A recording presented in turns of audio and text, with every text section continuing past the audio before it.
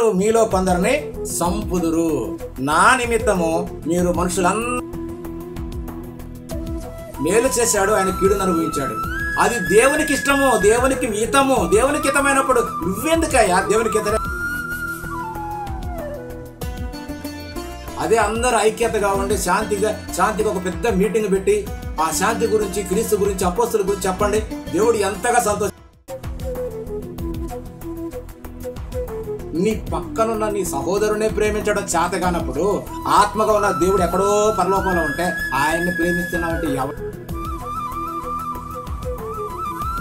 అందరికీ అన్నీ తెలిసినా అందరం కూడా గురిగించేలాగానే ఉన్నాం. మన అందరం అంతే. కాకపోతే గురిగించక నలుపు తెలియదట. కులమని మతమని ఎందుకండి ఇవన్నీ? మళ్ళీ అందరం భక్తులమే. ఏ మతంలో లేవండి గుళ్ళు, ఏ మతంలో లేవు బోధలు, ఏ మతంలో లేవు. అన్ని మతాల్లో ఉన్నాయి. క్రైస్తవుల్లో ఉన్నారు, ముస్లింల్లో ఉన్నారు, హైందవ సహోదరుల్లో ఉన్నారు, సిక్కులు అందరూ ఉన్నారు. అందరూ దేవుడిని ఆరాధించేవాళ్ళేగా. చచ్చిపోయిన తర్వాత అందరూ క్షేమంగా ఉండాలనే కదా అందరి యొక్క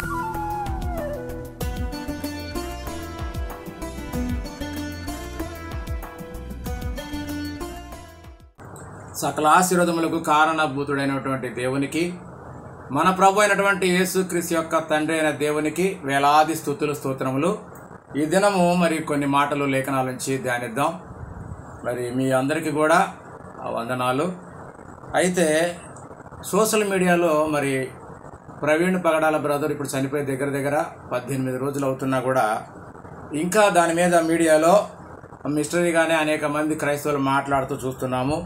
ఈ మధ్య కాలంలో మరి అన్ని జనులు కూడా క్రైస్తవుల్ని అవమానంగా మాట్లాడుతున్నారంటే కారణం మనలోనే ఉన్నది ఆ మాటలన్నీ కూడా. ఎందుకంటే క్రీస్తు చెప్పిన మాటలకు మనం ఏ విధంగా కూడా లెక్క చేయట్లేదు. అందుకనే అన్యులైనటువంటి వారు కూడా మనల్ని అవమానపరుస్తున్నారు. కారణం చేసేటువంటి క్రియలను బట్టి వాళ్ళు మనల్ని ఎగతాళి చేస్తున్నారు. కాబట్టి ప్రియమైన దేవుని వాళ్ళారా, ఇప్పటికైనా సరే మరి వాస్తవం అనేది దేవుడికి తెలుసు. దేవుడు ఏర్పాటు చేసినటువంటి ప్రభుత్వానికి అధిపతులైనటువంటి వారికి కూడా తెలుసు. కాబట్టి క్రైస్తవులుగా మనం అనవసరమైనటువంటి విషయాల్లో మరి ఇంకా ఎక్కువ ఏదో తీర్పు కావాలి, జరగాలని చెప్పి పౌరుష పదాలతో మాట్లాడటం అనేది ఏమాత్రం మంచిది కాదు. ఎందుకంటే బైబిల్ ఏం చెబుతుందంటే దేవుని ఎరిగిన వారు ఈ లోకంలో జరిగే వాటికి భయపడకూడదు అని చెప్పి చక్కగా మరి క్రైస్తవుడైన వారికి తెలియాలి. ఎందుకంటే క్రైస్తవుడు శరీర సంబంధి కాడు. శరీరానికి ఏ రోజు మరి బాప్తిసం ద్వారా సంపూర్ణంగా శరీరాన్ని చంపివేశాం. మనకు గలతీ పత్రికలో ఒక మాట ఉంటుంది. గలతీలకు రాసిన పత్రిక 5వ అధ్యాయం 24లో ఏముంటుందంటే, క్రీస్తు యేసు సంబంధులు శరీరమును దాని ఇచ్చలతోనూ దురాశలతోనూ సిలువకు వేసి ఉన్నారు. కనుక ఈ లోక విషయమైనటువంటి విషయంలో మనము శరీర సంబంధమైన వాటికి ఎక్కువగా ఓవర్గా బాధపడాల్సినటువంటి విషయం లేదు. ఎందుకంటే శరీరాన్ని మనం ఎప్పుడో మరి ఆత్మీయంగా జల సమాధి చేసాం. కాబట్టి క్రైస్తవులుగా మనం శరీరం గురించి అంతగా మనం ప్రయాసపడటం అనేది అవసరం లేదని లేఖనం చెబుతుంది. కాబట్టి మరి ఇంకా కొన్ని వచనాలు లేఖనాల నుంచి మనం చేసేది ఏమిటి, బైబిల్లో చెప్పింది ఏమిటి, బైబిల్లో ఉన్న లేఖనాల ప్రకారంగా మన జీవితాలు ఉన్నాయా లేదా, మనం ఇప్పుడు చేసేటువంటి దానికి మరి బైబిల్ ఏమైనా సమర్థిస్తుందా, దేవుడు ఏమంటున్నాడు అనే మాటలన్నీ మనం లేఖనాన్ని చూద్దాము. మరి యేసుక్రీస్తు వారు కూడా ఈ లోకంలో ఉన్నప్పుడు ఆయన సువార్తల్లో కొన్ని మాటలు తెలియజేశాడు. ఆ మాటలు చూద్దాము. లోకా సువార్త 21వ అధ్యాయము 15వ వచనంలో ఇలా ఉంది. మీ విరోధులందరూ ఎదురాడుటకును కాదనుటకును వీలు కాని వాక్కును జ్ఞానమును నేను మీకు అనుగ్రహించుచున్నాను అని చెబుతూ తల్లిదండ్రుల చేతను, సహోదరుల చేతను, బంధువుల చేతను, స్నేహితుల చేతను మీరు అప్పగింపబడుదురు. వారు మీలో కొందరిని సంపుదురు. నా నిమిత్తము మీరు మనుషులందరి చేత ద్వేషింపబడుదురు. కానీ ఎంత చక్కటి మాట అండి. కానీ మీ తల వెంట్రుకలలో ఒకటైనను నశింపదు. మీ తల వెంట్రుకలు ఒకటే నశింపదు. మీరు మీ ఓర్పు చేత మీ ప్రాణములను దక్కించుకొందురు అని ఎంత భరోసా ఇచ్చాడండి దేవుడు ఈ క్రీస్తు ద్వారా. కాబట్టి మనం ఎందుకండి శరీరాన్ని గురించి జరిగినటువంటి ఒక ఇన్సిడెంట్ గురించి మనం ఇంతగా క్రైస్తవుడు ఇంతగా బాధపడాల్సిన అవసరం ఏమీ లేదండి. ఎంత చక్కగా ఆయన చెప్పాడు. మన బంధువులే మనల్ని చంపుతారట, మన స్నేహితులే మనల్ని చంపుతారట, మన పక్క వాళ్ళే మనకు బల్లెల్లా తయారవుతాడని చక్కగా చెప్పబడినప్పుడు ఎవరో అన్యులు మన గురించి చెడు చేసినా తిట్టినా అది పెద్ద ఆశ్చర్యమేం కాదే. దాని గురించి ఎందుకు మనం బాధపడాలి? లేఖనాలు అర్థం కాక ఇక్కడ ఎంత చక్కగా చెబుతున్నా చూడండి. నా నామనిమిత్తము మీరు మనుషులందరి చేత ద్వేషింపబడుదురు కానీ మీ తల వెంట్రుకలలో ఒకటయు నశింపదు అంటున్నాడు. అలాగనే మరి స్నేహితుల చేతను, మరి బంధువుల చేతను, సహోదరుల చేతను మీరు ద్వేషింపబడుదురు. యేసుక్రీస్తు వారి మాట తప్ప అండి? అబద్ధమా? కాదు కదా. ఎందుకు అర్థం కావట్లేదు? ఏదో మన వాళ్ళు, మన పక్క వాళ్ళు చిన్న చిన్న అసూయ మాటలో లేకపోతే ద్వేషపు మాటలో మాట్లాడినంత మాత్రాన క్రైస్తవుడిగా మనకేమైందండి? ఓర్చుకోలేమా? ఓర్పు కోసమే మనం ఇదిగో ఈ సిలువని వెంబడిస్తున్నాం. క్రీస్తుని వెంబడించడానికి వచ్చింది ఎందుకంటే సిలువను మరి సహించడానికే కదా. సిలువ అంటే బాధలండి. సిలువ అంటే ఏదో ఒక అడ్డకర్ర, ఒక నిలువుకర్ర అని కాదు. సిలువ అంటే దాని అర్థం ఏంటంటే సహించడం, ఓర్చుకోవడం. ఇందుకొరకే మనము వచ్చామని చెప్పి చక్కగా మరి పేతురు గారు మరి ఆయన పత్రికలో తెలియజేస్తాడు. ఒక మాట చదువుదాం. ఎందుకొరకు వచ్చామంటే మనం కూడా ఆ సిలువను సహించి క్రీస్తు వలె బాధలు అనుభవించడానికే మనము ఈ ఇందు నిమిత్తమే క్రైస్తవులుగా మనం వచ్చామన్న సంగతిని ఇక్కడ తెలియజేశాడు. ఆ మాట చదువుదాం. పేతురు గారు రాసినటువంటి మొదటి పత్రిక 2వ అధ్యాయము 20వ వచనం. తప్పిదమునకై దెబ్బలు తిని ఎడల మీరు సహించిన ఎడల మీకేమి ఫలము, ఏమి ప్రయోజనము? మేలు చేసి బాధపడినప్పుడు మీరు సహించిన ఎడల అది దేవునికి హితము. మేలు చేసి కీడును సహిస్తే అదట దేవునికి ఇష్టమట. ప్రవీణ్ పాడా చేసింది ఏంటి? మేలు కాదా? మేలేగా. ఆయన చెప్పింది, క్రైస్తవాన్ని చెప్పిన మాటలన్నీ మేలే కదా. మేలు చేశాడు, ఆయన కీడును అనుభవించాడు. అది దేవునికి ఇష్టము, దేవునికి హితము. దేవునికి హితమైనప్పుడు నువ్వెందుకయ్యా దేవునికి వ్యతిరేకంగా ఊరికే ఓవర్ యాక్షన్ చేసుకుంటావు అర్థం కాకుండా? దేవుడు ఇష్టపడ్డాడు. యేసుక్రీస్తుని చంపడానికి కూడా దేవుడికే ఇష్టమైంది. ఎందుకు? అలాంటి దుస్థితి, అలాంటి బాధను చూసి కఠినమైనటువంటి హృదయాలు కనీసం కొద్దిగా జాలి పడతారని, మనిషిగా ఆలోచిస్తారని అందరి ముందు ఆ రోజుల్లో యేసుక్రీస్తు వారిని కఠినంగా శిక్షించాడు దేవుడు. అలాగనే ఈ రోజుల్లో కూడా కొంతమంది క్రైస్తవులు బాధ అనుభవిస్తున్నారంటే ఎందుకయ్యా అంటే అది క్రీస్తుని తమ జీవితాల్లో చూపిస్తున్నారు. అంతే తప్ప మీరెందుకు అనవసరంగా దేవుని యొక్క వాక్యాన్ని, దేవుని యొక్క ఆలోచనలను పూర్తిగా మార్చివేసి మేము సాధిస్తాం, వీ వాంట్ జస్టిస్ అని ఎందుకు? అది జస్టిస్ ఏంటది? దానివల్ల ఏంటి ప్రయోజనం? చనిపోయిన మనిషి తిరిగి వస్తాడా? పాతాళానికి వెళ్ళిన మనిషి తిరిగి వస్తాడా? అది కుదురుతుందా? ఏం జస్టిస్ కావాలి మనకు? అర్థం చేసుకోండి క్రైస్తవులారా. మనం ఎందుకు క్రైస్తవంలోకి వచ్చామంటే ఇక్కడ ఒక మాట ఉంది. ఏమంటున్నాడంటే పేతురు గారు, మీరు సహించినట్లా అది దేవునికి హితమగును. ఇందుకు మీరు పిలువబడితే సహించడానికే, ఓర్చుకోవడానికే, ప్రేమను చూపించడానికే మనం ఈ క్రైస్తవంలోకి వచ్చాం. అందుకని ఇంకా ఏమంటున్నాడంటే ఆయన క్రీస్తు గురించి చెప్తూ, ఆయన పాపము చేయలేదు, ఆయన నోట ఏ కపటమును లేదు, ఆయన దూషింపబడి బతులు దూషింపలేదు, ఆయన శ్రమ పట్టబడి బెదిరింపక న్యాయముగా తీర్పు తీర్చు దేవునికి తన్ను తాను అప్పగించుకును. న్యాయముగా తీర్పు తీర్చే దేవునికి యేసుక్రీస్తు వారు తనను తాను అప్పగించుకున్నాడన్న సంగతి ఇక్కడ చెప్తున్నాడు. కాబట్టి మనము కూడా ఆ క్రీస్తుని వెంబడిస్తే ప్రతి ఒక్కరూ ఆయన అడుగుజాడల్లో నడవాలి, దేవునికే లోబడాలి తప్ప ఈ మనుషుల ఆలోచనలకు, ఈ శరీర కోరికల కోసం కాదండి. కాబట్టి ప్రియమైన దేవుని వాళ్ళారా, మనకు దేవుడు ఏదైతే ఆజ్ఞాపించాడో దాన్ని చేయడమే నిజంగా దేవుణ్ణి ప్రేమించడం. మనకు అది అర్థం కాక ఇంకా ఈ లోకంలో ఇంకా ఏదో లేదండి, సమయాన్ని చాలా వ్యర్థం చేసుకుంటున్నారు. అదే అందరూ ఐక్యతగా ఉండి శాంతిగా ఒక పెద్ద మీటింగ్ పెట్టి ఆ శాంతి గురించి, క్రీస్తు గురించి, అపోస్తుల గురించి చెప్పండి, దేవుడు ఎంతగా సంతోషిస్తాడో. వ్యర్థంగా మీడియా ముందుకు వచ్చి పిచ్చి కోతలు కోతున్నారు. ఎందుకండి అనవసరంగా? దానివల్ల ఏం ప్రయోజనం? కాలయాపన తప్ప ఏ ప్రయోజనం లేదు. అలాంటి వారి గురించి ఏమంటున్నాడు తెలుసా యేసుక్రీస్తు వారు? మీలాంటి నామకార్థపు క్రైస్తుల వల్లనే కదా నా నామము అన్ని జనుల మధ్య వ్యర్థముగా ఉచ్చరింపబడుతుందని అంటాడు. కాబట్టి నిజమే ప్రియమైన దేవుని వాళ్ళారా, దేవుని ప్రేమను చూపించాల్సింది పోయి క్రైస్తవులు ఏంటంటే ఇంకా మేము రివెంజ్ తీసుకుంటాం, మేము కచ్చ తీర్చుకుంటాం, మాకు ఖచ్చితంగా వాడు తెలియాలి. అవసరమా? తెలిసి ఏం చేస్తామండి? దేవుడికే తెలుసు. దేవునికి తెలిసినప్పుడు మనకెందుకు? ఆయనకు తెలుసు కదా. అది నీకు విశ్వాసం లేదా? దేవుడు అన్ని చూస్తున్నాడని, ఆయనకు సమస్తము అన్ని కూడా ఆయన కనపడతాడని, ఆయన కనపడకుండా ఏది కూడా మరి దాచుకోలేమని తెలియదా? ఎందుకండి తెలిసి కూడా మనం వాక్యాన్ని అపాసుపాలు చేయడం? అలాగనే ఇంకా మరి ఇలాంటి విశ్వాసం లేకపోతే ఎలాగండి మనం బతకడం? మన విశ్వాసము అలా దేవుడు చూస్తున్నాడని, ఆయన నమ్మే వాళ్ళకు ఫలం దయచేస్తాడని మనం నమ్మొద్దా? అదే కదా మన విశ్వాసం. పౌలు గారు ఎబ్రీ పత్రికలో చెప్తున్నాడు, ఒక మాట చూద్దాం. ఎబ్రీలు రాసిన పత్రిక 11వ అధ్యాయం 6వ వచనం. విశ్వాసము లేకుండా దేవునికి ఇష్టడై ఉండుట అసాధ్యము. దేవుని యొద్దకు వచ్చేవాడు ఆయన ఉన్నాడనియు తను వెతుకు వారికి ఫలము దయచేయవాడనియు నమ్మవలెను కదా. ఈ మాట ప్రకారం నేటి క్రైస్తవులు ఎంతమంది ఈ విశ్వాసాన్ని కలిగి ఉన్నారండి? నిజంగా మన క్రైస్తవులకి విశ్వాసం ఉందా? దేవుని దగ్గరకు వచ్చిన తర్వాత దేవుడే కదా మనకు సమస్తం. కాబట్టి ఆయన ఇష్టపడ్డప్పుడు, ఆయన ఆరాధించినప్పుడు ఆయనే కదా మన అన్నిటికీ కర్త ఆయనే కదా, మనకి యజమానుడు, తండ్రి అని అన్నీ ఆయనే కదా. అలాంటప్పుడు మనం ఎందుకు ఇంతగా ఓవర్ యాక్షన్ చేయాలి? మనమే తీర్పు తీర్చుకుందామా? మనమే కక్ష తీర్చుకుందామా? మనకెందుకండి? దేవుని పని అది. కాబట్టి ఇంకా రోమపత్రికలో కూడా ఇంకో మాట ఏమంటున్నాడంటే, రోమపత్రిక 13వ అధ్యాయం 1వ వచనం, ప్రతి వాడును పై అధికారులకు లోబడి ఉండవలెను, ఎందుకంటే దేవుని వలన కలిగినది తప్ప మరి ఏ అధికారమును లేదు. ఉన్న అధికారములు దేవుని వలనే నియమింపబడి ఉన్నవి. కాబట్టి అధికారమును ఎదిరించువాడు దేవుని నియమమును ఎదిరించుచున్నాడు. ఎంత చక్కగా ఉందండి అధికారం. ఇప్పుడు భూమి మీద ఉన్నటువంటి అధికారం అంతా ఎవరిది అనుకుంటున్నారు? దేవుడిచ్చిందేనండి.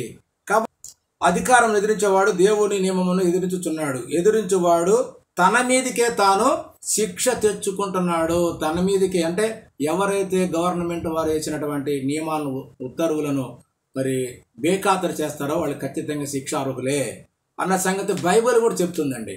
భూమి మీద ఉన్నటువంటి న్యాయశాస్త్రమే కాకుండా బైబిల్ కూడా అదే చదివిస్తుంది.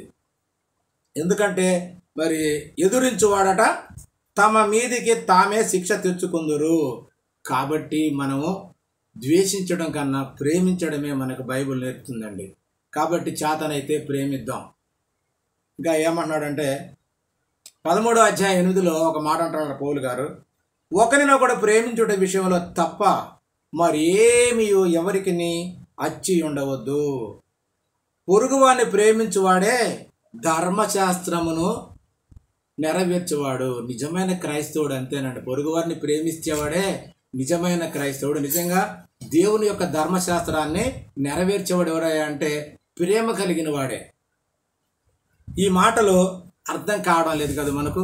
ఈ మాటలు అర్థం కానివాడు ఏం మాట్లాడదంటే పనికి మాలిన మాటలు మాట్లాడి నేడు అనేక మంది మెజారిటీ ఆఫ్ క్రైస్తవులు ఏమన్నారంటే ఇదే స్థితిలో ఉన్నారు.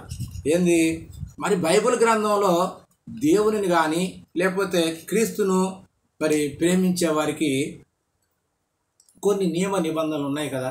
ఆ నియమ నిబంధనలు వదిలిపెట్టేసి మనము ఇక ఈ లోకస్తుల్లాగానే మనం కూడా కలిసిపోతున్నాం. కారణం ఏంటంటే బైబిల్లో ఉన్నటువంటి మాటలు పూర్తిగా అర్థం కాలేదని, లేదా వాడు క్రైస్తవుడు కాదని కూడా ఖచ్చితంగా మనము అర్థం చేసుకోవచ్చు. ఈ నియమ నిబంధనలను మరి పరిధి దాటి మనం ఇష్టం వచ్చినట్లుగా మాట్లాడటానికి దేవుడు సెలవివ్వలేదండి. సెలవివ్వలేదు. క్రైస్తవుడిగా ఖచ్చితంగా నువ్వు ఓర్చుకోవాల్సిందే చాలా విషయాల్లో. అయితే సత్యం అనేది అవసరమైనప్పుడు ప్రభుత్వం మన కొరకే ఏర్పాటు చేయబడింది కాబట్టి ప్రభుత్వానికి తెలియజేయడంలో తప్పు లేదు. న్యాయం చెయ్యండి అని చెప్పడంలో తప్పు లేదు. కానీ దాన్ని వాళ్ళు చేసిన తర్వాత కూడా, వాళ్ళు ప్రయత్నం చేసిన తర్వాత కూడా నాకు ఇంకా జరగలేదు, నాకు ఇంకా జరగాలంటే అది వాళ్ళు చేయలేరండి. ఒక్క దేవుడే వారికి కూడా అవకాశం ఇచ్చాడు కాబట్టి ఇంక నువ్వు ఖచ్చితంగా దాన్ని శిరసా వహించాల్సిందే తప్ప మనం మళ్ళా ఎక్స్ట్రాగా నాకు న్యాయం జరగాలని చెప్పి మనం రోడ్లు ఎక్కాల్సినటువంటి అవసరత క్రైస్తవుడిగా మనకు లేదు. ఎందుకంటే దేవుడి గురించి మనకు తెలిసింది ఏంటంటే దేవుడు ప్రేమ స్వరూపి, అంటే దేవుడు అంటేనే ప్రేమ. కాబట్టి ఈ బైబిల్ మొత్తంలో క్రైస్తవులకు ఏదైనా మనం అనుసరించవలసింది ఏదైనా ఉంది అంటే అదేంటంటే ఆ ఆజ్ఞ ఏమిటై ఉన్నదంటే ఖచ్చితంగా నిన్ను వలె నీ పొరుగు వారిని ప్రేమించవలెను. ఈ ఒక్క మాటలోనే బైబిల్ అంతా కూడా తిరిగి వస్తుందండి. ఈ ఒక్క మాట ఆధారం చాలు. మొట్టమొదటిగా నీ తండ్రి అయిన దేవుణ్ణి సంపూర్ణమైన నీ మనసుతోటి సంపూర్ణ శక్తి బలంతో నువ్వు ఆయన్ని ఆరాధించాలి.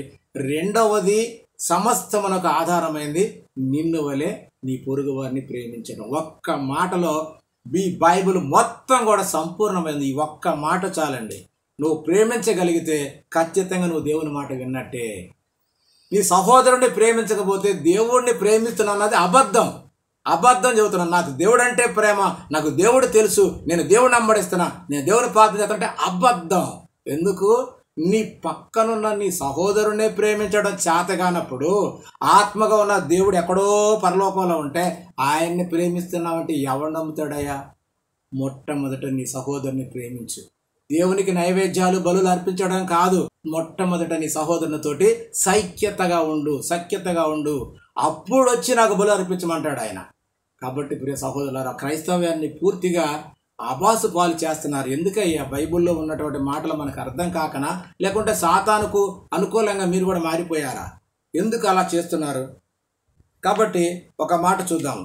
రోమీయులకు రాసిన పత్రిక 13:10 ప్రేమ పొరుగువానికి కీడు చేయదు. నిజంగా నువ్వు ప్రేమిస్తే, క్రీస్తు మాట నీకు అర్థమైతే ఏమంటున్నాడు పౌలు గారు? ప్రేమ పొరుగువానికి కీడు చేయదు, కనుక ప్రేమ కలిగి ఉండుట ధర్మశాస్త్రమును దేవుని నీతిని నెరవేర్చుటయే కదా అంటున్నాడు. దేవుని ఆజ్ఞను కానీ దేవుని నీతిని కానీ మనం పాటిస్తున్నామా? ఈ మాటను బట్టి ఏమన్నాడు? పొరుగువారిని ప్రేమించుట బైబిల్ను నెరవేర్చడమే అంటున్నాడు. మనం ప్రేమిస్తున్నామా అండి? మనకు మాదిరి, మనకు యజమాని, మనకు కర్త క్రీస్తు కదా. క్రీస్తు ఏం చేశాడో మనకు తెలియదా? ఎందుకండి మనము అనవసరంగా క్రీస్తు యొక్క నామాన్ని అపాసుపాలు చేసి మరి అనేక మంది అన్యుల మధ్య ఎందుకు ఆ నామాన్ని మనము కించపరుస్తున్నాం? మరి ప్రవీణ్ పగడాల గారు మరి చనిపోయి దాదాపు 2 వారాలు, దాదాపు 18 రోజులు అవుతుంది. మరి ఇప్పటికి కూడా ఇంకా మాకు న్యాయం జరగకపోతే బైబిల్ని 1 గంట పక్కకు పెట్టేస్తే రక్తం గారిపోతుంది అంటారు ఒక్కొక్కళ్ళు. అవసరమా? నువ్వు రక్తం గారితే వాళ్ళు రక్తం కార్చరా? ఆల్రెడీ రక్తం కారుతానే ఉంది కదా, ఇంకెందుకు అనవసరంగా రెచ్చిపోవడం ఎందుకు? అవసరమా? దేవుడికి ఇవ్వాల్సిన పని, దేవుడి పని అది. పగ తీర్చుట నా పని అంటాడు. ఆయన పనిని మనం ఎందుకు చేతులు తీసుకొని, మనం ఒక్కటే నీకు చేతనైతే ప్రేమించు, లేకపోతే మౌనంగా ఉండు. అంతే తప్ప ఎవరిని కించపరచడానికి కానీ ఎవరి మీద నువ్వు కోపు తీసుకొని రా అంటానికి లేదండి. మనకి లేనటువంటి ఆజ్ఞను మనం ఎందుకు పాటించి దేవునికి శాపగ్రస్తులుగా తయారవ్వాలి? చూద్దాం మరి కొన్ని మాటలు. ఎందుకంటే మనం ఈ రోజున చాలామంది క్రైస్తవ ముసుగు వేసుకున్నారు కానీ నిజంగా క్రీస్తుని వెంబడించట్లేదండి. అంటే చాలామంది కూడా, ఎందుకంటే బైబిల్లోనే ఉంటాయి ఆ మాటలు, మిమ్మల్ని తోడేళ్ళ మధ్యకి పంపిస్తున్నాను, వాళ్ళు తోడేళ్ళు లాంటి వాళ్ళు ఉన్నారంటే మన వాళ్ళు కూడా క్రైస్తవులను పేరు పెట్టుకొని ఆ తోడేళ్ళు ముసుగే వేసుకుంటున్నారు. ఎందుకంటే సాతానే ఎగుదూత వేషం వేసుకున్నది. ఆ మాట కూడా చూద్దాము. కొరింథీయులకు రాసినటువంటి 2వ పత్రిక 11:13, 14 వచనాల్లో పౌలు గారు ఈ మాటలు తెలియజేశాడు. క్రైస్తవులు ముసుగు వేసుకున్న వారు ఎలా ఉంటే వారో చెప్తున్నాడు ఇక్కడ. అట్టి వారే క్రీస్తు యొక్క అపోస్తులు వేషము ధరించుకుని వారై ఉండి దొంగ అపోస్తులను మోసగాండ్రకు పనివారునై ఉన్నారు. ఇది ఆశ్చర్యము కాదు, ఎందుకంటే సాతాను తానే వెలుగుదూత వేషము ధరించుకొనుచున్నాడు. అలాగే పైకి క్రీస్తు వలె అపోస్తుల వలె మాటలు చెబుతారు కానీ వారు సాతాను సంబంధులే అంటున్నాడు ఇక్కడ పౌలు గారు. నిజమే కదండి. క్రైస్తవులు వేషం వేసుకున్నారంటే క్రైస్తవులు ముసుగు వేసుకున్నారే తప్ప నిజంగానే వాళ్ళు క్రైస్తవులు వేషము అపోస్తుల వేషం కూడా ధరిస్తున్నామంట అది చెప్తున్నాడు. ఎందుకంటే సాతానే వెలుగు అంటే సాతానే క్రీస్తులాగా వెలుగు దూతగా ఉన్నాడట. అలాంటిది వాడిని వెంబడించేవాళ్ళు మరింకా ఎక్కువగా వాడు పనిచేసేవాళ్ళు కూడా వాడికంటే దారుణంగా ఉంటారన్న సంగతిని ఇక్కడ పౌలుగా తెలియజేస్తున్నాడు. ఎందుకంటే పేరు కోసము, లేకపోతే ఈ లోకంలో లగ్జరీగా బతకడం కోసము, శరీరాన్ని సుఖం పెట్టుకోవడానికో డబ్బు సంపాదించుకోవడానికో ఈ ఆలోచనల్లో మనోళ్ళు చాలామంది ఎలా ఉన్నారంటే వేషం వేసుకొని గుంట నక్కల్లాగా రాజకీయ నాయకుడికి క్రైస్తవుడికి తేడా లేకుండా సందర్భాన్ని బట్టి వేషం మారుస్తూ రకరకాలుగా మన యొక్క ఆలోచనలు, మన యొక్క క్రియలు ఉన్నట్టుగా మనం ఇప్పుడు సోషల్ మీడియాలో చూస్తుంటే అర్థమవుతుంది. ఎందుకు మనకి ఇలాంటి పరిస్థితి? ఎందుకు మనం ఇలా ఉండాలి? అసలు మన ఆయుష్కాలం ఎంత? మనం ఎంతకాలం ఉంటాం? ఈ కొద్దిపాటి కాలానికి ఇన్ని వేషాలు అవసరమా మనకు? నిజానికి మొదటి మనిషి ఎంతకాలం బ్రతికాడండి? అసలు మనుషుల బతుకు కాలం ఎంత? నేడు యొక్క మన ఆయుష్కాలం ఎంత? మొదటి నుంచి కనుక మనం చూసినట్లయితే మొట్టమొదట మనుషుడి యొక్క జీవితకాలం సుమారు 1000 సంవత్సరాలు. తర్వాత ఇక ఆ 1000 సంవత్సరాలు ఘోరాతి ఘోరంగా మనుషులు బతికారు. వ్యభిచారంతో బతికితే దేవుడు పశ్చాత్తాపడి ఆయన హృదయం నొచ్చుకొని జలప్రళయంతో ఆ మనుషులందరూ నాశనం చేసి మరలా ఇక నేను మనుషులతోటి ఎల్లప్పుడూ వాదించనని చెప్పి 120 సంవత్సరాలకు ఆయుష్కాలం తగ్గించాడు. అది తగ్గించిన తర్వాత మోషే కాలం వచ్చేసరికల్లా 60-70 సంవత్సరాలు అని చెప్పాడు. అధిక బలం ఉన్న ఎడల 80 సంవత్సరాలు. ఆ 80 సంవత్సరాలతో బతికితే ఆయాసము దుఃఖమే తప్ప సుఖించేది ఏమీ లేదు, అనుభవించేది ఏమీ లేదు. కాబట్టి మోషే కాలానికి 60-70 అన్నాడు. అలాగనే తర్వాత దావీదు కాలం వచ్చేసరికి ఆయన ఏమంటాడంటే బెత్తడంతా బెత్తడి తీసుకు 4 ఏళ్ల మందాన్ని బెత్తడంతా అంటారు. చూద్దాం ఆ లేఖనాల్లో ఏం రాయించాడో. కీర్తన 39వ అధ్యాయము 4-5. యెహోవా నా అంతం ఎట్లున్నది, నా దినముల ప్రమాణము ఎంతైనది నాకు తెలుపుము. నా ఆయుస్సు ఎంత అల్పమైనదో నేను తెలుసుకొనగోరుచున్నాను. నా ఆయుస్సు ఎంత అల్పమైనదో నేను తెలుసుకొనగోరుచున్నాను అని చెప్పంటూ నా దినముల పరిమాణము నీవు బెత్తడంతగా చేసి ఉన్నావు. నా దినముల పరిమాణం, బతికే దినముల పరిమాణం బెత్తడంత. బెత్తంటే ఇదండి, బెత్తడంతగా చేసి ఉన్నామని చెప్పి భక్తుడైనటువంటి దావీదు గారు చదివిస్తున్నాడు. చేసి ఉన్నావు. నీ సన్నిధిని నా ఆయుష్కాలము లేనట్టే ఉన్నది. నీ సన్నిధిని నా ఆయుష్కాలము లేనట్టే ఉన్నది. ఎంత స్థిరుడైననో ప్రతి వాడును కేవలం ఒట్టి ఊపిరి వలె ఉన్నాడు. ప్రతి వాడు కూడా ఒట్టి ఊపిరండి. ఎంతసేపు అండి మన ప్రాణం పోవడం, ఎంతసేపు అండి మనం ఆయుష్ తీరిపోవడం. నిజంగా ఇలా ఉండడం దేవునికి ఏమాత్రం ఇష్టం లేదండి. ప్రతి ఒక్కరూ కూడా అందరూ మనుషులమే. ప్రతి ఒక్కరూ ఆలోచించాల్సిందే. ఎవరు ఎవరికంటే గొప్పవాళ్ళు కాదండి. కత్తి తీసుకొని పొడితే ఎవరికైనా దిగిద్ది. అయితే ముందు ఎవడు పొడుతాడో వాడే గొప్పడు అనుకుంటాం, అంతే తప్ప ఏమి లేదండి. లేదు, పిస్తోల్ పెట్టి కాలిస్తే పోలీసులు నక్సలైట్లు ఎదురెదురు కాల్చుకుంటారు. ఎవరు ముందు పేల్చి గుండు దిగితే వాడే మనగాడు. ఎందుకండి ఇవన్నీ తెలుసు కదా. అలాంటప్పుడు ఎందుకు మనం ఇలాగా దేవునికి వ్యతిరేకమైన పనులు చేసి దేవుని కోపాన్ని తెచ్చుకుంటాం? అలాగే మరి ఆయుష్కాలం గురించి యాకోబు గారు ఏం మాట్లాడుతున్నాడో ఆయన పత్రికలో ఒక మాట చూద్దాం. 4వ అధ్యాయము 14వ వచనం. ఇది అందరికీ తెలిసిందే, మనందరం ఎప్పుడు చదువుతూనే ఉంటాం. అయితే గ్రహించక మనకేదో పెద్దగా తెలిసినట్టుగా ఏదో చేస్తుంటాం, కానీ నిజంగా అందరికీ తెలుసు. తెలిసిన దాన్ని గ్రహించడం కానీ పాటించడం కానీ చెయ్యం. ఇదే మనుషులందరి దగ్గర ఉన్నది. అందరికీ తెలుసు చనిపోయినాడు, అయ్యో పాపం, అయ్యో చనిపోయాడే, అయ్యో పాపం అంటాం తప్ప ఇది అంతే. మనుషులు లోక ఆచారం అంతే. అందరికీ అన్నీ తెలుసు. తెలిసినా అందరం కూడా గురిగించేలాగానే ఉన్నాం. మన అందరం అంతే. కాకపోతే గురిగించక నలుపు తెలియదట. అలా అందరం తెలిసినా కూడా అలాగే మళ్ళా అదే మాయలో ఉంటుంటాం. మన ఆయుష్కాలం ఎట్లా అంటే ఇంతలో కనపడి అంతలో మాయమయ్యే ఆవిరి వంటిది అన్నాడు. నిజంగా నాకు ఒక మాట గుర్తొస్తుంది. ఇంతకుముందు ఒక పాట ఉండేది ఒక సినిమాలో. ఏమిటంటే ఆ చీమలాగా పాట పాడతాడు చీమల గురించి. నేను కుడితే సావాలని వరమడిగిన సీమ, కుట్టక ముందే చచ్చేది చూడరా అని ఒక కవి ఒక సినిమాలో పాట రాశాడు. నిజమేనా కాదా? పాపం చీమకు తెలియదు, కానీ అది ఏదో మనకు బుద్ధి కలగడానికో లేకపోతే సామెతగా అది పాడారు. కానీ నిజానికి సీమ లాంటి వాళ్ళమే మనం కూడా. మనకి సీమకు పెద్ద ఏం తేడా లేదు. అది మన కాలు కింద పడితే టప్పుకొని చచ్చిపోయింది. మనం కూడా ఒక బైక్ గుద్దిందంటే ఊరినే పోతాం. పెద్ద తేడా ఏం లేదు. ఎంతోమంది బయటికి వెళ్ళిన వాళ్ళు మళ్ళీ ఇంటి దాకా పోతారని గ్యారంటీ లేదు. ఒక రోజుకు వచ్చి హాస్పిటల్లో, నిన్ననే నేను ఒక పాస్టర్గా చెబుతుంటే విన్నా, ఒక రోజుకు వచ్చి 1000 మంది హాస్పిటల్లో చనిపోతారట. గవర్నమెంట్ హాస్పిటల్లో ప్రతిరోజు 1000 మంది. ఇక బయట యాక్సిడెంట్లకి, సాధారణమైన జబ్బులకి, లేకపోతే హార్ట్ అటాక్ చచ్చిపోయి ఇంకెంతమందో. అలాగే పుట్టే వాళ్ళకి చచ్చే వాళ్ళకి తెంపు లేకుండా జరిగిపోతుంది. రొటీన్గా జరిగిపోతుంది. భూమి పుట్టిన కాడి నుంచి, మనిషి పుట్టిన కాడి నుంచి రొటీన్గా జరిగిపోతానే ఉంది. పుడతానే ఉన్నారు, చస్తానే ఉన్నారు. దేనికంటే అనివార్యమైనటువంటి ఈ కార్యానికి మనం ఎందుకు భయపడుతున్నామో నాకు అర్థం కాదు. ఎందుకు ఇవన్నీ ర్యాలీలు ఇవన్నీ ఎందుకో అర్థం కావట్లేదు. నిజంగా ఆలోచించండి ప్రియ స్నేహితులారా. ఎందుకు మనం ఇంతగా ఓవర్గా రియాక్ట్ అవ్వాల్సిన అవసరం ఏమీ లేదు. అయితే మరి ఈ చీమలాగానే మనము ఆలోచిస్తున్నామో ఏమో, అంటే నేనే గొప్పవాడిని, నాకు ముందు ఎవడ నిలవడానికి వీల్లేదన్నట్టు విర్రవీగుతున్నామేమో. లేదండి, ఎవరికైనా ఒక దినం వస్తుంది. ఖచ్చితంగా ప్రతి ఒక్కరు కూడా మరణానికి తప్పనిసరిగా దాసం అవ్వాల్సింది. ఎందుకంటే మరణము తప్పించుకునే నరుడు ఈ భూమి మీద ఎవరూ లేరు. అలాగనే మరి అంటే ఈ మాటలో చాలా అర్థం ఉందండి. ఎందుకంటే చీమన ఆ కవి రాసినటువంటి పాటకు చాలా అర్థం ఉంది. ఎందుకంటే మరి సాధారణంగా దానికి అలా అనిపించింది. ఎందుకంటే మనుషుల మీద దానికి కూడా ఎందుకు పొట్టి చంపుతున్నారు కాబట్టి దానికి కూడా ఒక కోపం ఉంది. నేను పుడితే ఎవరైనా చనిపోవాల్సిందే. ఓ జంతువుని పుట్టినా, ఓ మనిషిని పుట్టినా, పక్షిని పుట్టినా, దేనిని పుట్టినా సరే ఖచ్చితంగా చావాలని చెప్పి అనుకుందట పాపం సీమ. కానీ మరి అదేమో చివరికి దానికి ఏమైంది, అది కుట్టడానికి ప్రయత్నించిన వెంటనే సప్మని కాలుకేసాడు కొట్టంగా ఆ చీమ చచ్చిపోతుంది.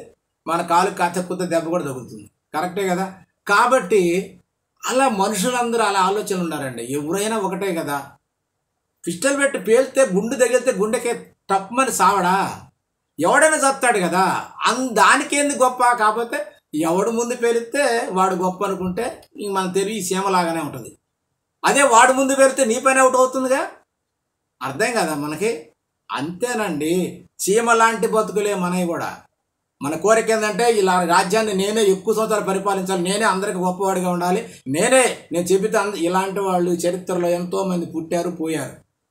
కాబట్టి అది కాదండి నిజం.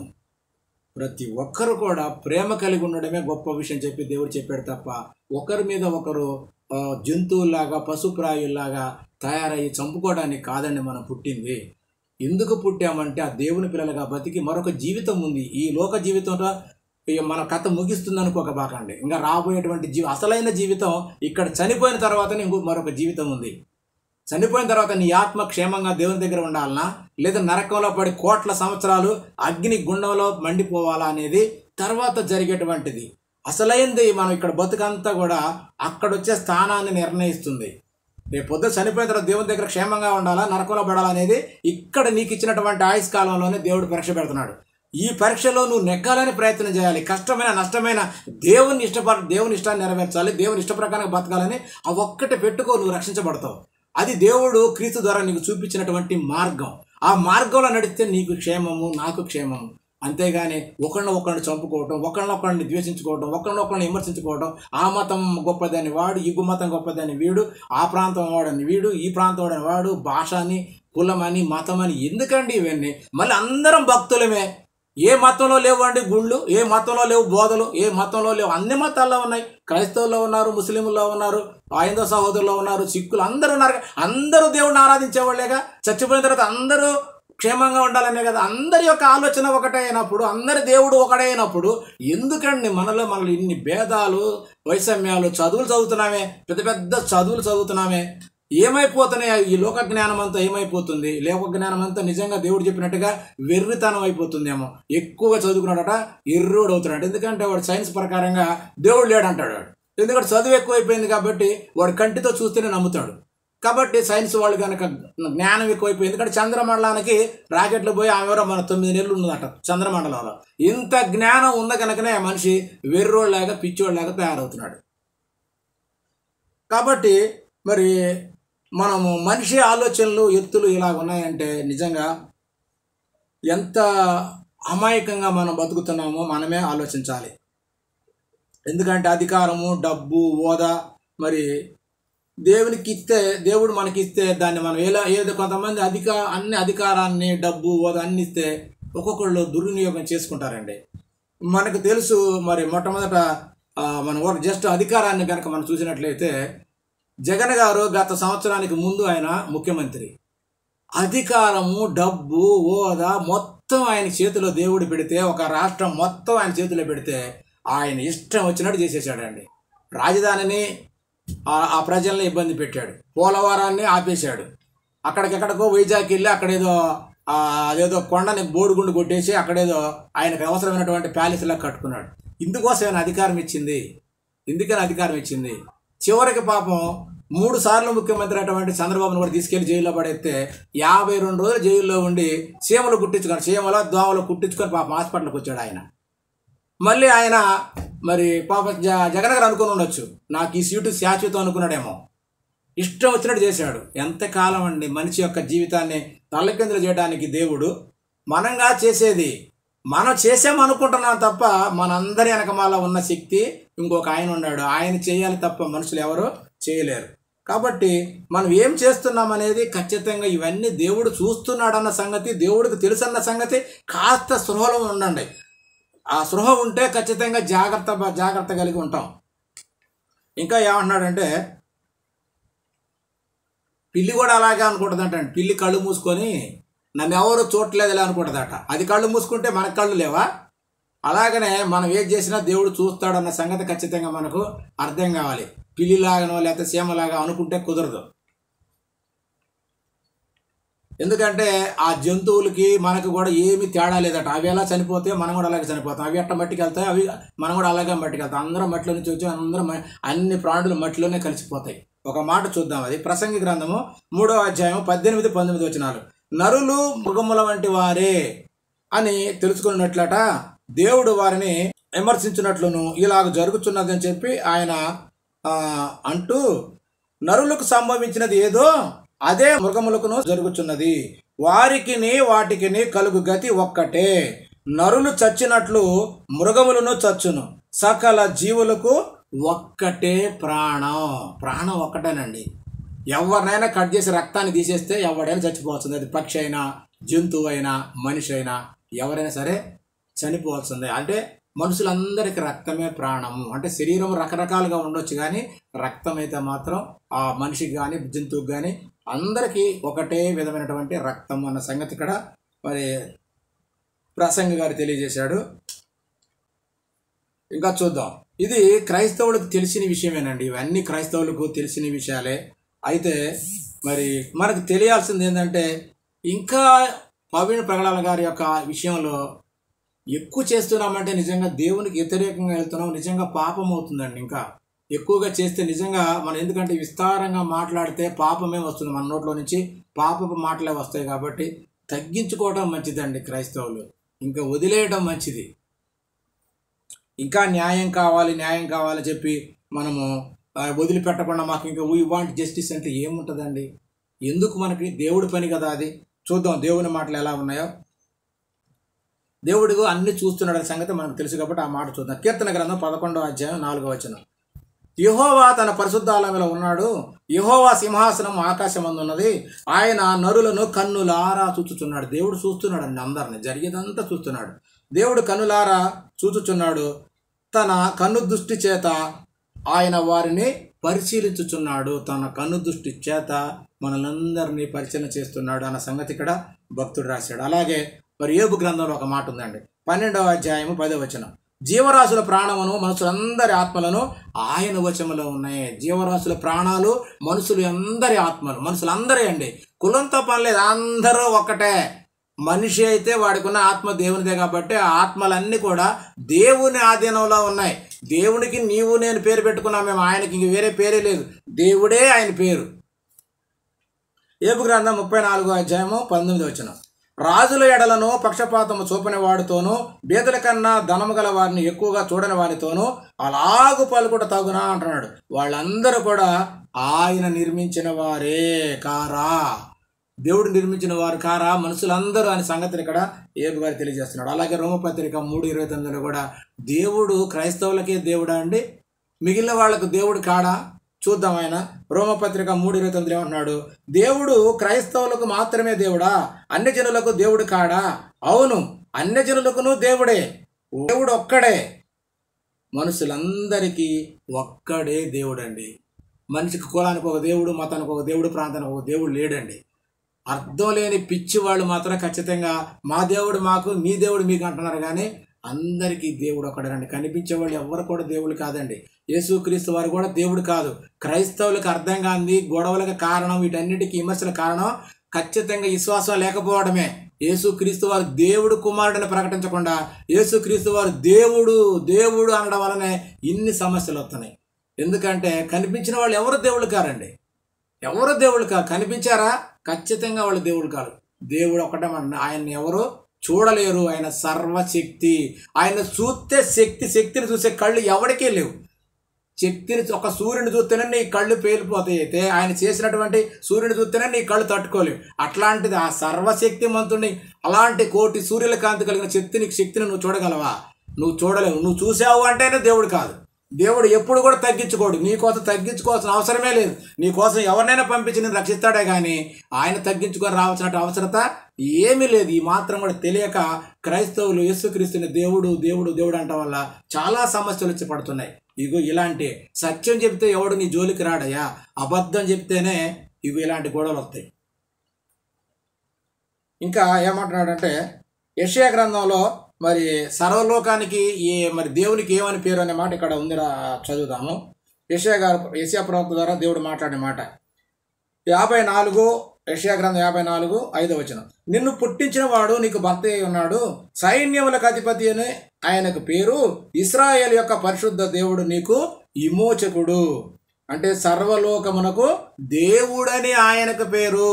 ఇశ్రాయేలులకు దేవుడుగా ప్రత్యక్షమైన దేవుడే సర్వలోకమునకు దేవుడు అని ఆయనకు పేరు. ప్రతి ఒక్కరు దేవుడిని దేవుడు అని అనాలి తప్ప ఆయనకు పేరు లేదండి. ఇంకా దేవుడు అనేదే మనుషులందరికీ ఆ ఒక్క దేవుడే దేవుడు కాబట్టి ఆయనే దేవుడు అన్న తప్ప ఇంకెవ్వరూ దేవుడు లేరు. పేర్లు పెట్టుకొని పిలిచేవాళ్ళు ఎవ్వరు కూడా దేవుళ్ళు కాదు. దేవుడు అంటేనే దేవుడు, అంతే తప్ప ఇంకా ఆయనకు మళ్ళీ పేరుతో పని లేదు. సర్వలోకానికి దేవుడనే ఆయనకు పేరు, దేవునికి దేవుడనే పేరు తప్ప వేరొక పేరు లేవు. అవన్నీ మనుషులు పెట్టుకున్నాయే తప్ప దేవుడు చెప్పినవి కావు. కాబట్టి ప్రియ సహోదరులారా, దేవుడు తగిన సమయం అందు అందరికీ కూడా తీర్పు తీర్చువాడు. మనం ఎందుకు ఆయన గురించి ఆయన పనిని మన చేతుల్లోకి తీసుకుంటున్న దేవుని పని. అందరికి తీర్పు తీర్చి ప్రతిఫలం ఇచ్చేవాడు దేవుడు కాబట్టి ఆయన పనిని ఆయనే చేస్తాడు. నువ్వు నేను చెప్పితే చేసేవాడు కాదు ఆయన. ఆయనకు ఆజ్ఞాపించేది మనమా? ఆయన పని చేయడానికి మనమా చేసేది? లేదండి, మనకిచ్చిన పని వేరే ఉంది. సువార్త సేవ చేయడమే మన పని, అంతే తప్ప మనుషులను రక్షించడమో లేదా కాపాడటమో చంపడం తిరిగి లేపడం ఇవన్నీ మన పని కాదు, దేవుని పని. అందుకనే ప్రతిఫలం ఇచ్చడం నా పని అంటాడు ఆయన. అందుకనే రోమపత్రిక 10:30 ఏమంటున్నాడంటే, పగ తీర్చుట నా పని, నేనే ప్రతిఫలం ఇచ్చేదను, ప్రభు అయిన దేవుడు తన ప్రజలకు తీర్పు తీర్చును అని ఆయన చెప్పిన వారిని ఎరుగుదాం కదా. జీవము గల దేవుని చేతిలో పడుట భయంకరము అంటున్నాడు పౌలు గారు. జీవము గల దేవుని చేతిలో పడటం భయంకరం అంటున్నాడు. కాబట్టి మరి దేవుణ్ణి మనం ఏ విధంగా అనుసరిస్తున్నామండి? యాకోబు పత్రిక 4:12 ఒక మాట ఉంది, ఒక్కడే ధర్మశాస్త్రం నియమించి న్యాయమును విధించువాడు, అంటే తీర్పరి అంటున్నాడు. ఆయనే రక్షించుటకును నశింపజేయుటకును శక్తిమంతుడై ఉన్నాడు. పరునికి తీర్పు తీర్చుటకు నీవెవడవు? పరునికి తీర్పు తీర్చడానికి నీవెవడవు అని చెప్పి దేవుడు ఇక్కడ ప్రశ్నిస్తున్నాడు. 1 తెస్సలోనిక 5:15-18 చదివితే మరి ఇక్కడ చక్కగా ఉంది. ఆ మాట చూద్దాము. ఎందుకంటే ఇక్కడ ఏమన్నాడంటే, ఎవడును కీడుకు ప్రతి కీడు ఎవరికైనా చేయకుండా చూసుకొనుడి, మీరు ఒకని ఎడల ఒకడును మనుషులందరి ఎడలను ఎల్లప్పుడూ మేలైన దానినే అనుసరించి నడుచుకొనుడి, ఎల్లప్పుడూ సంతోషముగా ఉండుడి, ఎడతెగక ప్రార్థన చేయుడి, ప్రతి విషయమునందును కృతజ్ఞతాస్తుతులు చెల్లించుడి, ఇలాగు చేయుట యేసుక్రీస్తునందు మీ విషయంలో దేవుని చిత్తము. మనం చేయాల్సింది ఏంటంటే, కీడుకు ప్రతి కీడు ఎవ్వడికి చేయకూడదు. ప్రతి విషయంలో దేవునికి ఎల్లప్పుడూ స్తుతులు చెల్లించాలి, ఎల్లప్పుడూ ప్రార్థన చేయాలి. ఇది దేవుడు కోరుకుంటున్నాడు తప్ప మన సహోదరులు తన్నుకోవడం గుద్దుకోవటం ఏంటండి? మనుషులమే కదా అందరం, మనకు దేవుడు అది ఆజ్ఞాపించలేదండి. అది తప్పు అని చెప్పి దేవుడు ఇక్కడ చెప్తున్నాడు. ఇంకా ఏమంటాడంటే, ఫిలిప్పీయులకు రాసిన పత్రిక 2:14-16 ఏముందంటే, మనం ఎలా ఉండాలి, మన పని ఏంటి అనేది ఇక్కడ తెలియజేస్తున్నాడు. మీరు మూర్ఖమైన వక్ర జనము మధ్య నిరపరాధులను నిష్కళంకులను దేవుని కుమారులగునట్లు మరి మీరు అలా ఉంటూ అట్టి జనము మధ్య మీరు జీవవాక్యమును చేతపట్టుకొని లోకమందు జ్యోతుల వలె, అంటే లోకములో ఎలుగుగా ఉండండి. జీవవాక్యమును చేతపట్టుకొని అందరికీ ప్రకటించండి అనే మాటని ఇక్కడ అందరికీ తెలియజేయండి. ఆ దేవుని మాటలు అందరికీ తెలియజేసి లోకంలో నక్షత్రాల వలె జ్యోతుల వలె ఉండండి అన్న సంగతిని. ఎందుకు? వక్ర జనం చాలామంది ఉన్నారండి లోకంలో, వక్ర జనం ఉన్నారు. అంటే దేవుడు అంటే భయం లేనటువంటి వారు, ఇష్టానుసారంగా బతికేవాళ్ళు, అధికారం కోసం, డబ్బు కోసం, సుఖాల కోసం, శరీర సుఖాల కోసం ఉండేవాళ్ళు, వాళ్ళందరినీ ఏమంటాడు దేవుడు? వక్ర జనము, మూర్ఖమైన వక్ర జనం, కొద్ది కాల జీవితానికి వాళ్ళు లోబడేవాళ్ళు. కాబట్టి వాళ్ళ గురించి ఏమన్నాడంటే వక్ర జనము, వారికి మీరు వీరవ్వండి అనే మాట ఇక్కడ తెలియజేశాడు. అలాగనే దానియేలు గ్రంథంలో కూడా ఒక మాట ఉంది, చదువుదాం. 12వ అధ్యాయం 3వ వచనం. బుద్ధిమంతులైతే ఆకాశ మండలంలోనే జ్యోతులను పోలిన వారై ప్రకాశించెదరు, నీతి మార్గం అనుసరించి నడుచుకున్నట్లు వాక్యమును ప్రకటించి అనేకులను క్రీస్తు వైపు తిప్పుతారో వాళ్ళే ఆకాశంలో నక్షత్రాల వలె ఉంటారు అన్న సంగతిని ఇక్కడ తెలియజేశాడు. లాస్ట్గా ఒక మాట చూసుకొని మిగుల్చుకుందాము. రోమపత్రిక 12వ అధ్యాయం 19వ వచనంలో ఏమన్నాడంటే దేవుడు, మీకు మీరే పగ తీర్చుకొనక దేవుని ఉగ్రతకు చోటీయుడి. పగ తీర్చుట నా పని అంటున్నాడు దేవుడు. నేనే ప్రతిఫలం ఇచ్చేదను. దీనికి ఒక సమయం ఉంది అంటున్నాడు పౌలు గారు. దీనికి ఒక సమయం ఉంది. ఏ సమయం అంటే, ఒక సమయం ఏంటంటే ప్రతి మనిషికి ఒక సమయం ఉంది. అందుకనే ప్రసంగి గ్రంథం 3వ అధ్యాయంలో కొన్ని మాటలు ఉన్నాయి. ఆ ఒక్క మాటలో చూద్దాము. ప్రతి దానికి సమయం ఉంది. ప్రసంగి గ్రంథం 3వ అధ్యాయం మొదటి నుంచి చదువుతున్నా. ప్రతి వానికి సమయం ఉంది. ఆకాశము కింద ప్రతి ప్రయత్నములకు సమయం కలదు. పుట్టుటకు, చచ్చుటకు, నాటుటకు, నాటబడిన దాన్ని పెరికి వేయుటకు, చంపుటకు, బాగు చేయుటకు, పడగొట్టుటకు, కట్టుటకు, ఏడ్చుటకు, నవ్వుటకు, దుఃఖించుటకు, నాట్యమాడుటకు, రాళ్లను పారవేయుటకు, రాళ్లను కుప్పజేయుటకు, కౌగిలించుట మానుటకును, వెతకుటకు, పోగొట్టుకొనుటకు, దాసుకొనుటకు, పారవేయుటకు, సింపుటకు, కుట్టుటకు, మౌనముగా ఉండుటకు, మాటలాడుటకు అన్నిటికీ సమయం ఉందండి. కాబట్టి ప్రియ సహోదరులారా, దేవుడు మనకి ఇచ్చిన సమయాన్ని ఎందుకొరకు ఇచ్చాడో అందుకొరకు జాగ్రత్తగా వాడుకుంటే నిజంగా నీవు నేను ధన్యులం తప్ప. దాని సత్యం తెలుసుకుంటే మనకి నిత్య కోట్ల సంవత్సరాలు ఆనందంగా ఉండే జీవితం కావాలని, అది ఇస్తానని దేవుడు క్రీస్తు ద్వారా మనకి చెబితే, నాకు ఇవన్నీ ఎందుకయ్యా, నేను ఇక్కడే పుట్టాను, ఇక్కడే చస్తాను, నాకు ఇది జాలన్నట్టుగా ఏదో కొద్దిపాటి జీవితం, 50-60 సంవత్సరాల జీవితం కొరకు కోట్ల సంవత్సరాల జీవితాన్ని తాకట్టు పెడతావా? ఎంత అమాయకులు అండి నిజంగా. ప్రియ సహోదరులారా, వాక్యాలను చూడండి అయ్యా. దేవుడు మనల్ని ప్రేమించి ఘోరమైన కష్టానికి, బాధకి, వేదనకి గురిచేసి తన కుమారుని గురి చేసి ఆయన శిలువ రక్తం ద్వారా మన పాపాలన్నిటిని కడిగి పరిశుద్ధంగా మార్చి ఆయన సన్నిధికి తీసుకోవాలని జగత్తు పునాది వేయబడక ముందే దేవుడు తనలో తాను ఏర్పడినటువంటి సంకల్పం. ఆ సంకల్పాన్ని మనం అందరం కూడా చెడగొట్టుకుంటూ ఆయన ఇచ్చినటువంటి అమూల్యమైనటువంటి సమయాన్ని ఏదో మన యొక్క స్వార్థపూరితమైన ఆలోచనలతో, ఈ లోక సంబంధమైనటువంటి ఆలోచనలతోటి మిళితం చేసి ఒకరి మీద ఒకరు దుమ్మెత్తి పోసుకోవడం, ఒకరిని చంపుకోవడం, ఒకరు మాత్రం ఒకళ్ళని చెప్పి ఈ విధంగా మనుషులుగా ఎందుకండి? ఉట్టిగా పోయే ప్రాణం కదా. ఒకవేళ దేవుడు చంపకపోయినా మనమే చేస్తాం, మనం చావకపోయినా దేవుడైనా హార్ట్ అటాక్ ఇచ్చినా తీసుకెళ్తాడు సమయం అయిపోగానే. ఇదంతా తెలిసిన మనకెందుకండి? దయతోటి ప్రియ సహోదరులారా, నాకు వేరే ఉద్దేశం ఏమీ లేదు, కానీ సత్యం తెలుసుకుంటే మన ఆత్మలు రక్షించుకొని పరలోకంలో సంతోషంగా ఉంటాం. అందుకే ఈ బోధ, ఈ బాధ. అందరికీ వందనాలు. దేవునికి స్తోత్రం.